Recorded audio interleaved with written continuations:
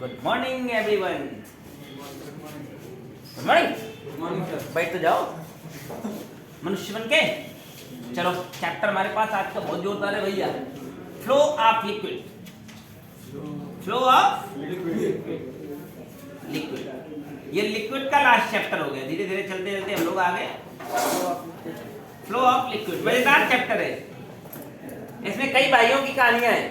भाइयों की कहानी। हाँ, कई भाई हैं इसमें। बरनौली, टारसौली, पाचौली, सब भाई हैं, सब सगे भाई हैं। बरनौली, टारसौली, पाचौली और तीनों की थ्योरम आपको इस चैप्टर में पढ़ने को मिलेगी। तो तीनों सगे भाई क्वेश्चन दी थी अपनी। हाँ, बिल्कुल। तो आपको सबसे पहले इस चैप्टर में फर्स्ट वन कंसेप्ट है आइडियल लिक्विड। आइडियल आदर्श द्रव। यस, आइडियल लिक्विड की कहानी है दोस्त। आइडियल गैस पढ़ रहे थे। आइडियल गैस पढ़ते थे, आज आप आइडियल लिक्विड के बारे में पढ़ेंगे। Ideal liquid have two property. One is the zero compressibility,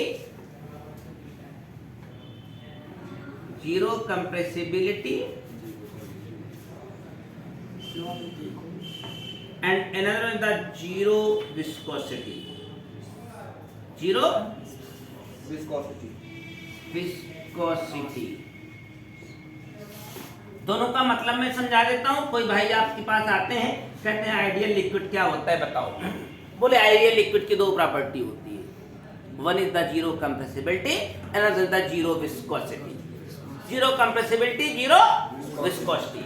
बोले जीरो कंप्रेसिबिलिटी का क्या मतलब होता है? बोले आइए मैं आपको बताऊं जीरो कंप्रेसिबिलिटी का क्या मतलब होता है। बोले आप एक काम करिए, एक फौलाद का बर्तन लाइए। बोले फौलाद कहाँ मिलता है? बोले तो केवल एक शब्द है जो बहुत मजबूत होने के लिए, फौलाद नाम का कोई मटेरियल दुनिया में नहीं है। एक फौलादी बर्तन लाइए, मजबूत बर्तन लाइए, उसके ऊपर लीक प्रूफ फौलादी पिस्टन लगाइए। पिस्टन तो समझ गए ना, वो इसको वाशर कह देते हैं यार। और उस पिस्टन के ऊपर आप आपके पापा से बिना बने तो मम्मी को भी बुलाइए। तो तीनों लोगों से मैंने चाचा चाची को भी बुला लीजिए, उनके बच्चे हो तो उनको भी बुलवा लीजिए। सब लोग इस पिस्टन के ऊपर चढ़ के बैठ जाइए। आप इसको 1 मिलीमीटर भी दबा नहीं पाएंगे। पता बर्तन कमजोर है, प्लास्टिक का बर्तन रखे ऊपर, पापा मम्मी चढ़ के पता लग पाएंगे ना, तो उससे नहीं। ऐसा बर्तन हो बहुत मजबूत हो, पिस्टन भी बहुत मजबूत हो, हैंडल भी अच्छा खासा, उसके ऊपर कितना भी आप लोड क्यों ना रख दें। आइडियल लिक्विड के बारे में कहा गया आइडियल लिक्विड जीरो कंप्रेसिबिलिटी यानी अनकंप्रेसिबल होता है। आइडियल लिक्विड कंप्रेस, और दुनिया में तुमको पता है आइडियल नाम की कोई चीज ही नहीं है ही नहीं, यानी थोड़ा बहुत तो कंप्रेस सारे लिक्विड हो गई करेंगे। लेकिन आइडियल लिक्विड जो होंगे उनकी प्रॉपर्टी होती है जीरो कंप्रेसिबिलिटी। जीरो तो कंप्रेसिबिलिटी समझ में आ गई। जितने भी लिक्विड हो उनके ऊपर ताकत लगाए, फोर्स लगाए और कंप्रेस ना कर पाए, दैट्स कॉल्ड जीरो कंप्रेसिबिलिटी। विकास बात समझ में आती है बेटा। इसके बाद है जीरो विस्कोसिटी। ये एक वर्ड नया आ रहा है आपके लिए, विस्कोसिटी। विस्कोसिटी कोफिशिएंट सुन चुके हैं आप डायमेंशन में, डायमेंशन पढ़ते हैं विस्कोसिटी कोफिशिएंट। तो हमने मना कर दिया था कि इसको भी ना देखें, आज आप इसको पढ़ेंगे। हमारी फिजिक्स की खूबसूरती भी यही है, धीरे धीरे रोज एक चीज पढ़िए, नया हर रोज नया कुछ न कुछ आपको मिलता है। जब आप पढ़ने आते हैं और रोज आते हैं तो हर रोज आपको कुछ न कुछ नया जरूर मिलता है। तो आज नया क्या मिल रहा है? नया वर्ड विस्कोसिटी। कंप्रेसिबिलिटी समझ गए। और फिजिक्स पढ़ने में वो फिजिक्स ही क्या जो पढ़ करके समझी ना जा सके। कंप्रेसिबिलिटी क्लियर हो रही ना? लेकिन सर वो दबे करते हैं, क्योंकि लिक्विड की प्रॉपर्टी होती है उसके पार्टिकल्स के बीच में गैप नहीं होगा तो उसको आप कंप्रेस कर ही नहीं सकते हैं। आइडियल लिक्विड जितने होते हैं वो कंप्रेस नहीं होते हैं। Zero viscosity. विस्कोसिटी का मतलब समझिएगा। विस्कोसिटी का संबंध है बहने से। थोड़ा प्रैक्टिकल समझाता हूं तुम्हें मैं 4-5 ठो लिक्विड देता हूं।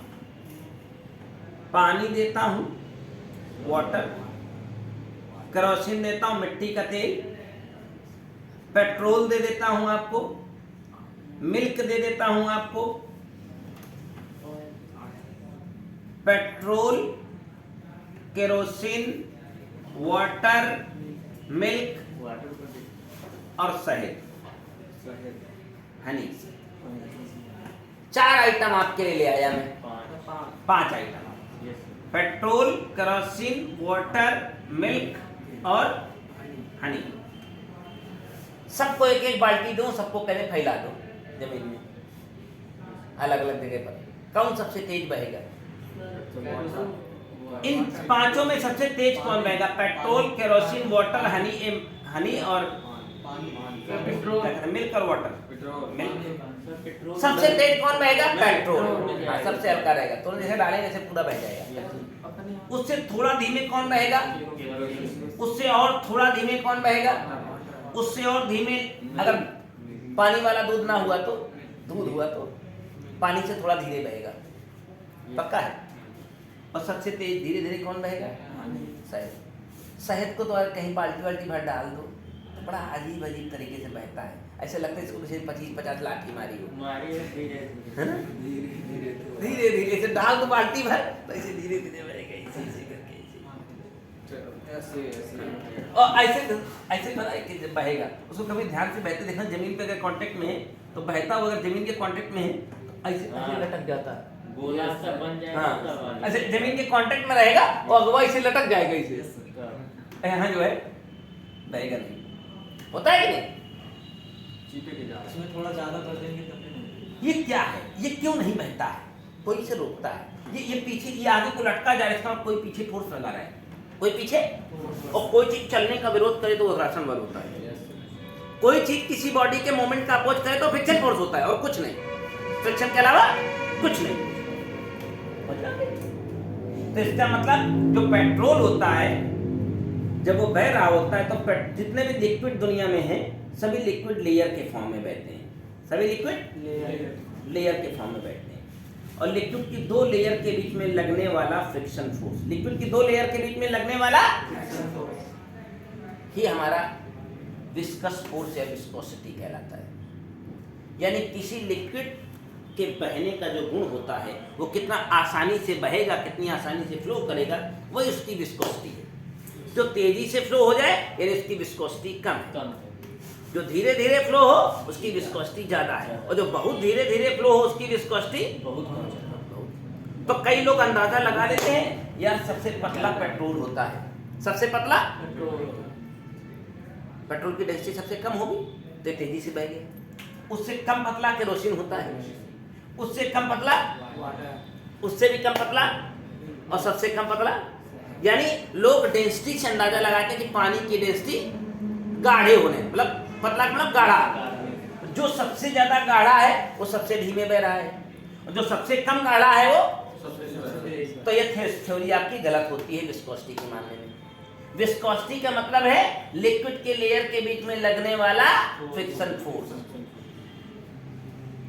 गाढ़ा या पतला होना विस्कोसिटी को नहीं बताता है। फिलहाल यहाँ सीक्वेंस ऐसा कुछ दिख भी रहा है कि सबसे पतला इसे तेजी से बह रहा है, लेकिन हम तुम्हारी इस थ्योरी को एक जगह से काट देंगे। ज्वालामुखी का नाम सुना है? वोल्केनो। ज्वालामुखी का जो लावा निकलता है बहुत भारी होता है, उसे आप एक बाल्टी भर ले तो उठा नहीं पाएंगे, नहीं उठा पाएंगे। कम से कम 300 किलो होगा वो एक बाल्टी, और ऊपर से डाल दीजिए तो इतना तेज बहेगा कि आप भाग के बच नहीं पाएंगे, दौड़ लगा के, इतना तेज बहेगा। मोटरसाइकिल से बच जाएंगे। 3 किलो नहीं समझ? वो मतलब वो जब ज्वालामुखी का लावा निकलता है जमीन में गिरता है तो तेज बहता है, पानी से भी ज्यादा तेज बहता है वो। तभी तो लोग हाँ समझ लो। तो फिर ये थ्योरी कि डेंसिटी जिसकी ज्यादा होगी या जो गाढ़ा ज्यादा होगा वो थ्योरी गलत हो जाती ना। यानी किसी लिक्विड के जो विस्कोसिटी या बहने का गुण है वो डिपेंड करता है उसके लेयर के बीच में लगने वाला फ्रिक्शन फोर्स, लेयर के बीच में लगने वाला। तो भाई पेट्रोल के लेयर के बीच में लगने वाला फ्रिक्शन फोर्स कम होगा, तेजी से बहेगा। उससे थोड़ा ज्यादा लग रहा हो, थोड़ा उससे कम तेज बह रहा है, बहता तो भी बहुत तेज है, ये उससे भी थोड़ा धीमे बह रहा है। तो इसका मतलब उनके लेयर के बीच में लगने वाला फ्रिक्शन फोर्स तब जीरो विस्कोसिटी का क्या मतलब होगा? तो आइडियल लिक्विड तो दुनिया में कहीं है नहीं, कोई ना कोई फ्रिक्शन तो लगभग ही करेगा। तो लेकिन आइडियल की बात करें तो कह देंगे ऐसे लिक्विड जिनके लेयर के बीच में लगने वाला फ्रिक्शन फोर्स जीरो, जिनकी लिक्विड लेयर के बीच में लगने वाला friction force zero, that's called zero viscosity. Zero ऐसे लिक्विड जिनकी डिफरेंट डिफरेंट लेयर के बीच में लगने वाला viscous force zero, friction force zero, that's called zero viscosity. Correct. तो जीरो कंप्रेसिबिलिटी समझ में आ गया, दबाएं एक को न दबा पाए। जीरो विस्कोसिटी मतलब डालने बस तुरंत बह जाए, पता होना चाहिए कब बह गए। जीरो बहुत तेज बहेगा, है ना, जीरो है तो बहुत तेज बहेगा। जब पेट्रोल इतना तेज बढ़ जैसे जाए सर एक बार बाल बहना चालू कर दिया। तो जीरो विस्कोसिटी के लिक्विड दुनिया में नहीं है, क्योंकि आइडियल चीज दुनिया में ही नहीं। भगवान आइडियल नहीं थे, ये भी तो पानी है बेचारा। हाँ, भगवान आदर्श नहीं है। आप पता, अब राम को आदर्श मानते हैं तो उनके ऊपर भी लांछन लगता है। हमारी तरफ कई हाँ, काहे मेरा रूप छोड़िया रहे जंगल में, इसको हाँ? सीता जी जंगल में काहे छोड़िया रहे, तो छोड़- काहे उनसे काहे अगली परीक्षा दे, सही से- गलत आदमी थे ना। हाँ, तो क्यों मेरा भी छोड़े इसे? जनता जनार्दन अरे जनता जनार्दन कहीं भाड़ में बे, तुमसे कहेगा तुम्हारा पड़ोसी छोड़िए तो छोड़ी आओगे। अरे सर पड़ोसी को छोड़ देंगे। अब कहते कृष्ण भगवान आइडियल थे, उनको 16,000 कलाओं में दक्ष थे, तो उनके ऊपर लौंडियाबाजी का टैग लगा हुआ है। लगा था कि नहीं? सर वो एक राक्षस की पत्नी है, लगा सर वो एक राक्षस की पत्नी है, सर वो उनको चुप है। समाज धिक्कार न करे, इसलिए सर उन्होंने अपनी रानियां बना ली। तो ढेर जो है मामला ऐसे था, ढेर सेटिंग क्यों की, तो हर एक आदमी के ऊपर तमाम दाग लगाए जाते हैं। तो आइडियल चीज दुनिया में नहीं। तो आइडियल लिक्विड की दो प्रॉपर्टी होती है, जीरो कंप्रेसिबिलिटी और जीरो विस्कोसिटी। ये दोनों वर्ड समझ में आ गए? हमारी तरफ आदर्श ग्राम सभा है। अबे तुम तो पाहो, पता चला वही नाली में कीड़ा बुलबुला रही है, तो आदर्श ग्राम सभा बताते थे उनके, आदर्श ग्राम सभा। ग्राम सभा तो और कभी याद है। हाँ, वो कहो आदर्श नहीं हो सकती, प्रधाने जी आदर्श नहीं तो ग्राम सभा आदर्श का बन अरे आप जाएगी। गलत कह रहे हैं। प्रधाने जी आदर्श नहीं तो ग्राम सभा का आदर्श बन जाएगी। इस बार अलग कह रहे हैं, तकरीबन का चुनने लेंगे। हाँ। वही है, प्रधाने जी आदर्श नहीं ग्राम सभा का आदर्श बन जाएगी। प्रधाने जी मौका ना मिले तो सब तक आदर्श है, जहाँ मौका मिल जाए निकाले तो सब आदर्श बन गए। सर आप सब ऑनलाइन है सर। वही करना है। अरे सब है, चलो आगे चलो। जीरो कंप्रेसिबिलिटी, जीरो विस्कोसिटी समझ में आ गई? तो अगली हेडिंग है concept of principle of continuity. इसी कंसेप्ट से इस चैप्टर के न्यूमेरिकल लगना शुरू हो जाएगा। Concept of continuity, principle of continuity. Video देख करके नोट्स बनाइएगा अपना। Yes principle of continuity, continuity,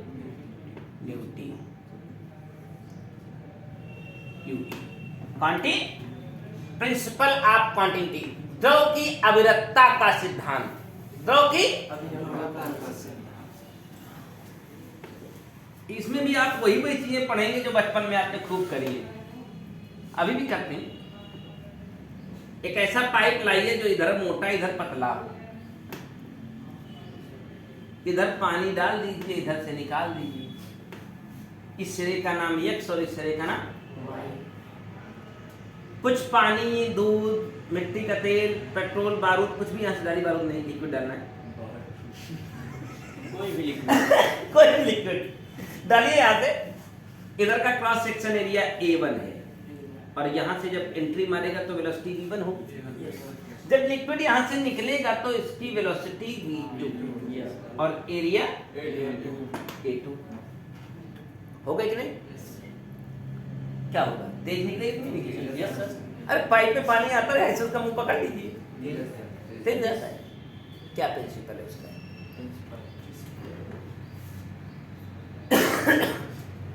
mass of the liquid entering from x side x, mass of liquid entering, E से एंटर होता है कि आई से एंटर होता है? ई से entering from side x, side is equal to mass of the liquid exiting from side y, mass of the liquid, mass of liquid exiting from side y side Y. जो x से डालेंगे वही तो निकलेगा। वाई से अरे जितना डालेंगे उतना ही निकलेगा। पानी डालेंगे पानी ही निकलेगा, ऐसा नहीं पानी डालेंगे यहाँ से दूध निकलने लगेगा। तब तो हम दिन में पानी डालें। मास बराबर मास कि पानी डालेंगे तो पेट्रोल निकलने लगेगा। पानी डालेंगे तो पानी निकलेगा। तो मास बराबर मास, आलू डाले तो सोना निकलेगा। चलाएंगे राहुल गांधी। मास बराबर मास है ना। Mass is equal to volume into density होता है। तो जो डाले हो वही निकलेगा, तो डेंसिटी दोनों तरफ की सेम होगी। डेंसिटी को काट डालो। और वॉल्यूम इज इक्वल टू होता है area into length. Area into, तो इस साइड का एरिया A1 है, लेंथ को L1 कह दीजिए। उस साइड का लेंथ A2 है, एरिया A2 है, लेंथ को L2 कह दीजिए। तुमने कहा है पर second mass of the liquid entering from side X in 1 second. In 1 second, यहां भी करते हैं इन 1 सेकेंड। 1 सेकेंड कर दिया हमने। क्या कर दिया? तब तुमको पता है वेलोसिटी इज इक्वल टू होता है length upon time. Length upon, तो टाइम अगर 1 सेकेंड है कहीं तो लेंथ ही तो वेलोसिटी है। टाइम अगर अब कंडीशन हमने इनबिल्ट कर दिया, टाइम को 1 सेकेंड कर दिया है, तो क्या लेंथ वेलोसिटी नहीं होगी? आप वेलोसिटी की डेफिनेशन भी तो यही पढ़ते हो, distance travel by the particle in 1 second. किसी वस्तु द्वारा 1 सेकेंड में चली गई दूरी को उसका वेग कहते हैं, चल कहते हैं, और विस्थापन को वेग कहते हैं। तो आया इस L1 को हम V1 आराम से लिख सकते हैं कि नहीं लिख सकते हैं? तो इसकी क्या कहानी हो गई? A1 V1 बराबर A2। इस चैप्टर के 40% सवाल तो के लिए यही लगा देगा। A1 V1 बराबर समा मान देगा चैप्टर के न्यूमेरिकल लगाने में। A1 V1 बराबर A2 V2। उम्मीद करता हूँ कंसेप्ट क्लियर हो गई। सरल ही है, कुछ है नहीं। अब कठिन फिजिक्स खत्म हो गई। ऐसा कुछ है ही नहीं हमारी फिजिक्स में किसको पढ़ करके थोड़ा सा टेंशन हो यार ये हमें समझ नहीं आ रहा है। अच्छा इसमें कुछ ना समझ में आने वाला तो नहीं है ना? अरे जिस बना निकल जाए, पानी डाला पानी निकले, बर्फ डाला नहीं, क्या कहते हैं, पेट्रोल डाला पेट्रोल। मास बराबर mass, volume into density, volume is equal to area into length, area into length को वेलोसिटी कह सकता हूं। अगर टाइम पर सेकंड है तो, अरे तो के ना समझे तो टी डिवाइड कह दे रहे दोनों तरफ, लेंथ पर टाइम वेलोसिटी ना हो। तो अगर इधर मोटा मुंह है तो वेलोसिटी धीमी होगी, उधर मुंह पतला है तो वेलोसिटी क्या हो जाएगी? कॉमन सेंस लगाने वाली बात है। पाइप से पानी आता रहता है ना, पाइप का मुंह आगे से पकड़ लो, तेजी बात करेगी। ये कांसेप्ट आप कंटिन्यू करो, आगे सवाल तो लगा देगा ये। आगे चले,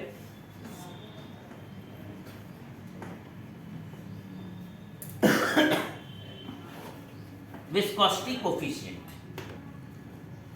अगली हेडिंग होगी वेलोसिटी ग्रेडियंट। वेलोसिटी ग्रेडियंट ये आपके जीवन में पहली बार आने वाला टर्म है। हीट पढ़ाऊंगा तो बताऊंगा टेम्परेचर ग्रेडियंट। अगले साल जब आपको 12th की फिजिक्स पढ़ाऊंगा तो उसमें पढ़ाऊंगा वोल्टेज ग्रेडियंट, पोटेंशियल ग्रेडियंट। नया वर्ड आ रहा है वेलोसिटी ग्रेडियंट। कुछ दिन बाद पढ़ाऊंगा टेम्परेचर ग्रेडियंट। फिर जब 12th में जाएंगे तो पढ़ाऊंगा पोटेंशियल ग्रेडियंट। दोनों पर, तीनों पर थोड़ी थोड़ी रोशनी डाल देता हूँ, कंसेप्ट क्लियर हो जाएंगे। वेलोसिटी ग्रेडियंट, टेम्परेचर ग्रेडियंट और पोटेंशियल ग्रेडियंट। क्या मसला होगा, पहले वेलोसिटी ग्रेडियंट समझाते हैं। आपने कहा कि दुनिया में जितने लिक्विड होते हैं सारे लिक्विड लेयर के रूप में बहते हैं। सारे लिक्विड लेयर के रूप में बहते हैं। सबसे नीचे वाली लेयर की वेलोसिटी सबसे कम होती है, चाहे आप बहते पानी में खड़े हो जाएं। तो आपको अगर यहाँ तक पानी में खड़े तो यहाँ लगेगा जैसे पानी चल रहा है, लेकिन पैर के पास का पानी आपको ज़्यादा चलता हुआ महसूस नहीं होगा। सबसे नीचे पानी अगर लेयर के फॉर्म में बह रहा है, सबसे नीचे वाली वेलोसिटी सबसे कम, उससे ऊपर वाली लेयर की वेलोसिटी उससे थोड़ी ज़्यादा, उससे ऊपर वाली उससे भी थोड़ी ज़्यादा, उससे ऊपर वाली उससे भी थोड़ी ज़्यादा। यानी सबसे तेज पानी कहाँ बहता है? लिक्विड के सरफेस पर। इसलिए गहरा जल सदैव शांत होता है। गहरा जल सदैव, पानी जितना गहरा होगा, यमुना जी को देखते हो ज्यादा गहरी शांति से बहती है। गंगा को देखते हो चर चर चर चर पार पार पार पार, इधर से उधर टोड़े फाड़े सब चली जाएंगी, ताबड़तोड़ कटान होती है। उधर पतला वहां बह रही थी, पर पतला काटना शुरू करके यहाँ पर संगम के नोच पर आके बहने लगी। होता है कि नहीं? गंगा अपना स्थान वो क्या कहते हैं रास्ता बहुत बदलती है। गंगा अपना रास्ता किलोमीटर 2-2 किलोमीटर बदल जाती है। यही संगम है के अंदर दूर तो छोड़ दो, ओपन एरिया है। संगम में 2-2 किलोमीटर दाएं बाएं शिफ्ट हो जाती है। कभी पता चला यहीं एकदम नजदीक आ जाए, कहीं पता चला ओरान घाट तक चली जाए। तो किसी साल इधर हाँ। मेला मेला हर साल इधर चलता रहता है, कभी मेला इधर लगे कभी मेला उधर लगेगा, हम लोग मेले में खो जाते हैं। इसीलिए मैं यहाँ पर मेला करती हूँ। तो हर लेयर की वेलोसिटी नीचे वाले से ऊपर वाले की ज्यादा होती है, और हर लेयर के बीच में डिस्टेंस होगा ही, तो वेलोसिटी ग्रेडियंट यही था। वेलोसिटी ग्रेडियंट 2 लेयर के बीच की वेलोसिटी डिफरेंस और उनके बीच के डिस्टेंस का रेशियो वेलोसिटी ग्रेडियंट कहलाता है। दोनों लेयर के बीच की वेलोसिटी डिफरेंस और उनके बीच की डिस्टेंस का रेशियो वेलोसिटी ग्रेडियंट। ये तो मिलीमीटर से कम है। हाँ, बहुत कम होगा। अब डेल्टा लिखा है तो मिलीमीटर माइक्रो भी हो सकते हैं, Yes, sir, क्या प्रॉब्लम है? 2 लेयर के बीच की डिस्टेंस दे दीजिए, दोनों लेयर की वेलोसिटी डिफरेंस दे दीजिए, हमसे वेलोसिटी ग्रेडियंट मांगे तो बता दीजिए। फिर एक जब हीट पढ़ाऊंगा तुमको एडवांस में बताया टेम्परेचर ग्रेडियंट। जैसे मान लो एक ठो लोहे की रॉड तुम्हारे पास है, उसका एक सिरा जो है कहीं कौड़ा लगा हो, जानने लगा है कौड़ा, जानते हो? अलाव लगाओ तो उसे किनारे से रख दे, ये वाला किनारा आग में छुआ दे, धीरे धीरे इधर वाला भी गर्म हो जाएगा। लेकिन जितना ये गर्म होगा उतना ये कदापि गर्म नहीं होगा। तो दोनों के सिरों के बीच में टेम्परेचर डिफरेंस हो जाए कि नहीं हो जाएगा? टेम्परेचर को थीटा लिखते हैं, डायमेंशन भी थीटा होती है टेम्परेचर की। टेम्परेचर की डायमेंशन क्या होती है? और दोनों के बीच में डिफरेंस होगा ही, तो टेम्परेचर डिफरेंस अपॉन डिस्टेंस आ जाएगा तो temperature gradient. Velocity difference upon distance आ जाएगा तो वेलोसिटी ग्रेडियंट। अगले साल जब 12 में जाओगे तो पोटेंशियल माने होता है वोल्टेज, पोटेंशियल माने तो एक बिंदु मान लीजिए 10 वोल्ट पर है और दूसरा कोई बिंदु है वो एक जगह पर वो 20 वोल्ट पर है, इन दोनों के बीच की दूरी बता दें तो potential difference upon distance potential gradient. Temperature difference upon difference temperature gradient. तो वेलोसिटी डिफरेंस अपॉन डिस्टेंस, तो इसको क्या कहना है? बोलेगा तो नहीं ना कि वेलोसिटी ग्रेडियंट, कोई पूछते तो वेलोसिटी ग्रेडियंट तो बाएं बाएं देखना है तो वेलोसिटी ग्रेडियंट बता दो कि लिक्विड लेयर के फॉर्म में बहता है, हर ऊपर वाली लेयर की वेलोसिटी नीचे वाले से, और जो वेलोसिटी डिफरेंस होता है और जो लेयर के बीच की डिस्टेंस है उसको वेलोसिटी ग्रेडियंट। तो कोई उसी में चलते चलते बात पूछ में टेम्परेचर ग्रेडियंट क्या होता है, अरे बोले simple temperature difference upon length. बोले पोटेंशियल ग्रेडियंट क्या होता है, पोटेंशियल डिफरेंस अपॉन। 3 तरह के ग्रेडियंट आपके सामने आएंगे, अब सब सिमिलर है कि नहीं है? जो ग्रेडियंट है नीचे डिस्टेंस से बात करता हूँ, पोटेंशियल में पोटेंशियल का डिफरेंस, वेलोसिटी में वेलोसिटी का डिफरेंस, और टेम्परेचर में टेम्परेचर का डिफरेंस। वेलोसिटी ग्रेडियंट समझ में आ गया? क्लियर है? आगे विस्कोसिटी कोफिशिएंट, श्यानता गुणांक। विस्कोसिटी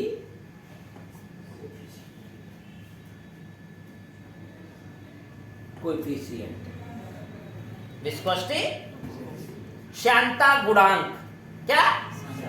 विस्कोसिटी कोफिशिएंट, श्यानता, इसके बारे में बात करेंगे। ये हम लोग जब डायमेंशन पढ़ते थे तब हमारा पीछा करता था। तो सरकार कोई वैज्ञानिक आए, वैज्ञानिक कहा, मैं ही तुम्हें वैज्ञानिक थी, इसमें कोई इतना बड़ा काम नहीं है। वैज्ञानिक आए, उन्होंने बताया कि 2 लेयर के बीच में लगने वाला viscous force, when a liquid is flowing, viscous force between 2 layer of a liquid, 2 layer of a liquid, directly proportional to the velocity gradient, directly proportional to the velocity gradient, directly proportional to the velocity gradient and directly proportional to the area of the. अब तो पता है ये बड़ी common sense लगाने वाली बात है भाई। जब 2 लेयर ऐसे बह रही हैं तो इनके बीच में जो फोर्स लग रहा है जिसको विस्कस फोर्स कहते हैं, तो साइंटिस्ट ने कहा वो किसके प्रोपोर्शनल में होता है? Velocity gradient. और किसके प्रोपोर्शनल में होता है? एरिया के। तुमको पता ही है, उंगली के ऊपर उंगली रगड़नी हो बड़े आराम से रगड़ा जाएगी, इसको रगड़ना हो ज्यादा ताकत लगेगी। यहाँ एरिया ज्यादा होगा तो फ्रिक्शन ज्यादा होगा ना।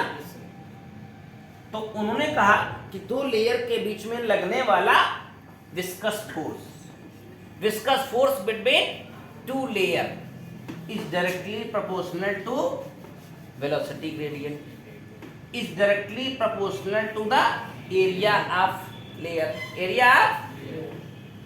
इस प्रोपोर्शनलिटी साइन को हटाएंगे तो यहाँ आएगा विस्कोसिटी कोफिशिएंट ईटा। प्रोपोर्शनलिटी साइन को हटाने पर कांस्टेंट आता है, यहाँ लंबी पूंछ वाला n जिसको कहा गया ईटा, इसका क्या नाम होता है नोटेशन? ईटा। इसको कहते हैं विस्कोसिटी कोफिशिएंट, विस्कोसिटी कोफिशिएंट। हाँ, श्यानता गुणांक, श्यानता गुणांक इनटू ए। अब आज के बाद आपसे कोई विस्कोसिटी कोफिशिएंट की डायमेंशन पूछ ले, विस्कोसिटी कोफिशिएंट की, तो 10 सेकंड का काम हुआ, क्योंकि आज से आप जान गए। Viscosity coefficient eta is equal to F. यह फोर्स होता था, फोर्स की डायमेंशन बच्चों को पता है। x एक प्रकार की डिस्टेंस थी, डिस्टेंस से डायमेंशन मिल गई। v से वेलोसिटी थी, डायमेंशन lt की पावर -1। a फॉर एरिया था तो l स्क्वायर उड़ गए, t की -1 पावर उड़ करके -1 बच गई, तो बचा हुआ हमारे पास डायमेंशन बचा m l-1 t-1। तो जब आप 11th में शुरुआत में आते हैं और आपको डायमेंशन मिलती है पढ़ने को, और हम कहते हैं विस्कोसिटी कोफिशिएंट, तो बच्चा कभी 11th पहुंचने के पहले सुना तो नहीं होता ना सब पागल। हाँ, वही भैंस के आगे 20 बजे भैंस खड़ी पक रहा है, हाँ? तो आपको नहीं पता होता ना, लेकिन आज तो क्लियर है ना विस्कोसिटी कोफिशिएंट क्या। तो अब हमेशा डंके के चोट पर दहाड़ के डायमेंशन लिख लेंगे, क्योंकि हमें पता चल गया कि दो लिक्विड लेयर के बीच में लगने वाला विस्कस फोर्स, लगने वाला किसके प्रोपोर्शनलिटी में होता है? Velocity gradient. किसके? और लेयर में एरिया का जरूर होता ही। अरे भाई, उंगली में उंगली रगड़े कम, ऐसे रगड़े जा। प्रोपोर्शनलिटी हटाए, लंबी पूंछ वाला ईटा, लंबी पूंछ वाले m का नाम होता है ईटा। ईटा को कहते हैं विस्कोसिटी कोफिशिएंट। तो आज से विस्कोसिटी कोफिशिएंट की अगर डायमेंशन वगैरह पूछी जाए तो फाइनलाइज हो गया। तो ये क्या था? वेलोसिटी ग्रेडियंट के बाद विस्कोसिटी कोफिशिएंट। वेलोसिटी ग्रेडियंट समझ में आ गया, विस्कोसिटी कोफिशिएंट क्लियर हो गया, सारी बातें समझ में आ रही है। लिखना है, जब इसको लिखेंगे आप विस्कोसिटी कोफिशिएंट को, तो कैसे लिखेंगे? Force, viscous force between two liquid layer is directly proportional to the velocity gradient and it is also proportional to the area of the liquid layer. Then from equation 1 and 2 proportionally हटाएं, ईटा लगाएं, answer by. आगे चलो, Stokes law, अगली heading है Stokes law. Stokes law, बड़े मजेदार मजेदार नाम आते हैं इसमें। Stokes law, Stokes law, Stoke ने कुछ कहा। इनका लॉ हमारे बोर्ड में डायरेक्ट नहीं है, ध्यान रखिएगा, आपको डायरेक्ट लिखना होगा। Stokes law, according to Stokes, according to Stokes, if a spherical ball is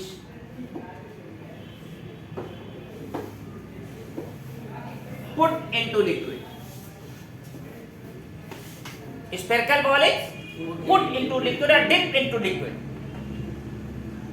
अगर किसी स्फेरिकल बॉल को किसी लिक्विड में डाल दिया जाए, किसी द्रव में छोड़ दिया जाए, स्फेरिकल बॉल है तो उसकी रेडियस कुछ ना कुछ तो होगी। तो जब वो लिक्विड में गिरती है तो एक विस्कस ड्रैग, भाई लिक्विड में नीचे को गिरेगी तो विस्कस फोर्स हमेशा एक फ्रिक्शन फोर्स होता है। एक विस्कस ड्रैग हमेशा इस लिक्विड के ऊपर लगता है जो F प्रोपोर्शनल टू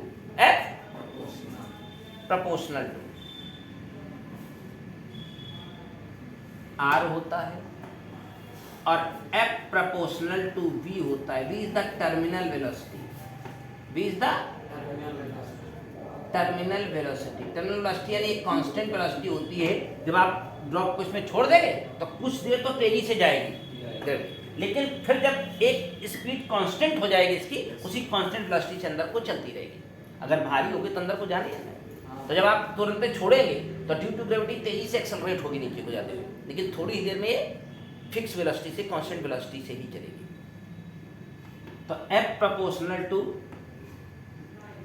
दिस और F proportional to also viscosity coefficient. F proportional to also viscosity coefficient, viscosity coefficient. तो इन सारे इक्वेशंस को यहाँ से हटाया गया, तो एक कांस्टेंट जो यहाँ पर आया उसका नाम था 6 पाई। कांस्टेंट तो कभी दिया जाया करते हैं, यहाँ आया हुआ कांस्टेंट का नाम क्या था? 6 eta R V. Eta R मोटी मोटी बात करें तो क्या थी? If a spherical ball is drop in a liquid, is drop in liquid, then a viscous force always oppose the motion. Always viscous force एक फ्रिक्शन फोर्स होता है जो मोशन का अपोज करेगा, मोशन का, which is always equal to 6 pi eta RV। Stokes ने direct बताया कि अगर किसी स्फेरिकल बॉडी को किसी लिक्विड में छोड़ा जाए तो वो इतना फोर्स, ड्रैग फोर्स हमेशा फील करती है 6 pi eta RV के बराबर। इसी में आ जाएगी हमारे पास critical velocity. Critical velocity, critical, आपने तो भैया तय कर दिया स्टोक्स साहब ने कि अगर कोई आर रेडियस की स्फेरिकल बॉल अगर इसमें छोड़ी जाए तो इतना विस्कस वेट हमेशा ऊपर को लगेगा। तो शीट नहीं आए कि जब ये इसके अंदर चलेगी तो इसकी कांस्टेंट वेलोसिटी होगी, इसको क्रिटिकल वेलोसिटी भी नाम दिया गया, तो वो कितनी होगी? तो फिर थोड़ा साइंस और लगेगा। जब ये अंदर पानी में जा रही है, उसको पानी के अंदर ले जाने वाला कौन था? इसका वेट जी तो नहीं चले जा रहा था, लेकिन जब कोई चीज लिक्विड में पड़ जाती तो एक साहब आर्किमिडीज थे, उन्हें बताया कुछ कि पानी में डालते ही कौन बल? उत्प्लावन बल। कौन सा बल? जिसको हम लोग अंग्रेजी में कहते हैं अपथ्रस्ट। क्या बोलते हैं? उत्प्लावन को अपथ्रस्ट। यमजी तो नीचे को लग रहा था, अपथ्रस्ट किधर को लगता है? तो क्रिटिकल वेलोसिटी को जब कैलकुलेट करने गए तो इसको नीचे ले जाने वाला कौन था? इसको ऊपर की तरफ धकेलने वाला कौन था? और ये नेट फोर्स किसके बराबर था? 6 पाई ईटा आर। 6 पाई। तो अगर मैं इस बॉल का मास निकालता हूं तो volume into density, volume into liquid की डेंसिटी, अरे सर इस बॉल की डेंसिटी, अरे बॉल का मास चाहिए ना, ये जी क्या इस बॉल का मास है, तो volume into density, the density of the material, density of the ball, volume into density into G minus जो अपथ्रस्ट फोर्स होता है। आर्किमिडीज का प्रिंसिपल आपने कक्षा 7, 8, 9 में कहीं पढ़ा होगा। आर्किमिडीज ने बताया कि जब कोई वस्तु किसी द्रव में पूर्ण या आंशिक रूप से डुबोई जाती है तो उस पर लगने वाला उत्प्लावन बल उस वस्तु द्वारा हटाए गए द्रव के भार के बराबर होता है। ये तो पढ़ते हैं हम लोग। जो अपथ्रस्ट फोर्स होता है इस सॉलिड बॉल या जो भी बॉडी जा रही है उसके द्वारा हटाए गए द्रव का, तो ये पूरी डूब गई है तो पूरा वॉल्यूम इसने हटाया होगा, अपने वॉल्यूम के बराबर लिक्विड हटाया होगा, नहीं हटाया होगा। और लेकिन यहाँ डेंसिटी ऑफ लिक्विड आएगी, डेंसिटी ऑफ, ये डेंसिटी ऑफ बॉडी हो गई, या डेंसिटी ऑफ मटेरियल कह लो, ये डेंसिटी ऑफ लिक्विड हो गया। ये वस्तु का भार हो गया, ये हटाए गए द्रव का भार हो गया। भार में कोई अंतर किसका आएगा? डेंसिटी का इनटू जी। और ये किसके बराबर होना चाहिए? 6 पाई ईटा आर। पाई कॉमन ले लीजिए और काट डालिए, कट गया। 4/3 एज ए कांस्टेंट है, दोनों में है। आर क्यूब भी कांस्टेंट है, जी भी कांस्टेंट है। डेंसिटी ऑफ मटेरियल हो गया यहाँ, माइनस डेंसिटी ऑफ लिक्विड हो गया यहाँ, नहीं हो गया? Is equal to 6 eta R भी हो गया यहाँ। बोलो ना, एक आर काट डाला जाए 2 पावर बचेगी, तो अगर हाँ ये आर कट जाएगा ना एक, तो हमें इस वेलोसिटी की तलाश में आए थे। 15 न्यूमेरिकल की तैयारी कर लीजिए, इसको भी थोड़ा थोड़ा छोटा कर लीजिए, 3 और 2 तो 2/9, 2/9 rho material minus rho liquid, rho material minus rho into G R square, यही अपान ईटा, अपान हाँ ये ईटा नीचे नहीं जाएगा। सर इसका ईटा मतलब ईटा बोल रहे थे कि नहीं ईटा ये सुअर ईटा ईटा ईटा स्क्वायर विस्कोसिटी कोएफिशिएंट, ईटा जानते हो ईटा, हाँ। वही ईटा। बात समझ में आई? क्रिटिकल वेलोसिटी, क्रिटिकल वेलोसिटी का एक खूबसूरत सा फॉर्मूला v बराबर 2/9 आर स्क्वायर, इसको ऐसे लिखा जाता है किताबों में रो माइनस सिग्मा इंटू जी अपान ईटा, जी अपान, यहाँ रो और सिग्मा क्या है? रो मटेरियल की वेलोसिटी है और सिग्मा उस लिक्विड की वेलोसिटी है जिसमें वो जा रहा है। कुल मिला के ये उस बॉडी की वेलोसिटी का, सॉरी बॉडी की डेंसिटी है जो गिर रही है, ये उसकी डेंसिटी है जिसमें गिर रही है, ये उसकी डेंसिटी है जो गिर रहा है, ये उसकी डेंसिटी है जिसमें, बाकी आर उसकी रेडियस है, जी जी है, 2/9 है, रो उसका विस्कोसिटी कोएफिशिएंट है। हमारी गरज होगी न्यूमेरिकल निकलवाने की तो हम देंगे, यानी हम ये देंगे, ये देंगे, ये देंगे, ये देंगे और आपसे कहेंगे बताइए टर्मिनल वेलोसिटी कितनी। क्रिटिकल नहीं है, टर्मिनल वेलोसिटी शब्द आता है, हाँ टर्मिनल, टर्मिनल वेलोसिटी क्या नाम आता है? सीमांत चाल, क्रिटिकल में बोल गया, हालांकि क्रिटिकल ही कोई अलग शब्द नहीं है, टर्मिनल वेलोसिटी। समझ गए? ये चैप्टर करीब करीब 70% किनारे आ गया, 70%। आज आप अपनी किताब देखेंगे जब, तो अभी दिखा देते हैं कहाँ लगाना है। तो 2 ही टाइप के न्यूमेरिकल होंगे जिनको हम बताया नहीं करते हैं प्रायः।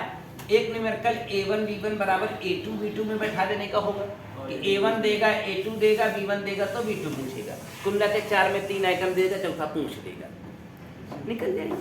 और दूसरा इस फार्मूले के ऊपर डायरेक्ट न्यूमेरिकल होंगे, जब सब आइटम दे देगा ये पूछ लेगा, सब आइटम देगा आर पूछ लेगा, सब आइटम देगा ईटा तो पूछता नहीं है, ये 2 ही आइटम होते हैं, तो आर पूछेगा तो भी पूछेगा। सर वो पूछ लिया तो ईटा गधा कांस्टेंट होता है, दिया होता है, बाकी डेंसिटी सबकी दिया रहता है, डेंसिटी कांस्टेंट होता है, ईटा कांस्टेंट होता है, v कांस्टेंट होता है, 2/9 कांस्टेंट होता है। तो वीडियो वॉच करते जाइएगा, इसका बढ़िया सा वो नोट्स बनाइएगा, एक एक स्टेप। चैप्टर करीब करीब 80% किनारे आके खड़ा हो गया, राइट। अब आगे का क्या सीन है? आगे का सीन है नेक्स्ट वाला,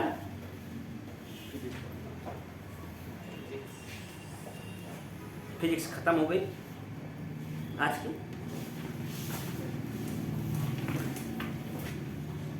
सर न्यूमेरिकल